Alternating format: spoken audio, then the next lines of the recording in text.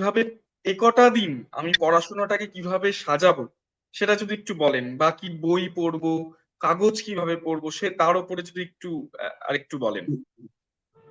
বেশ, আমি যে জায়গাটা গুরুত্ব আরোপ করব, যে ওয়েস্ট বেঙ্গল পাবলিক সার্ভিস কমিশনের একটা সফট কর্নার রয়েছে। সেটা কি না, সাহিত্যের উপরে কিন্তু জোর দেওয়া হয়।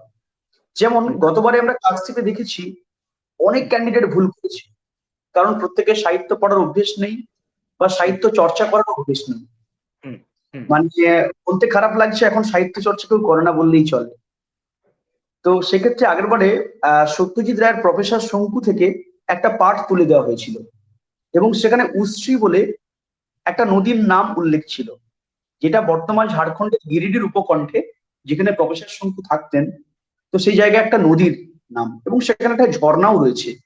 তো ম্যাক্সিমাম ক্যান্ডিডেট উশ্রী বলে একটা মেয়ে বা একটা ফিমেলকে সেখানে কোট করেছিল, কিন্তু যারা সেই মুহূর্তে সানডে সাসপেন্স শুনেছে বা ওটা চর্চা করেছে, ওরা কিন্তু ঠিক লিখতে পেরেছিল।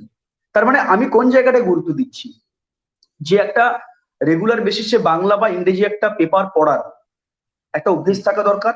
এবং শরৎচন্দ্র থেকে শুরু করে সত্যজিৎ রায়, মানে যেগুলো আমাদের পপুলার রাইটার রয়েছেন, তাদের কিছু হুম, কিছু লেখা, সেগুলো কিন্তু পড়ার উপর কিন্তু জোর দেওয়া উচিত।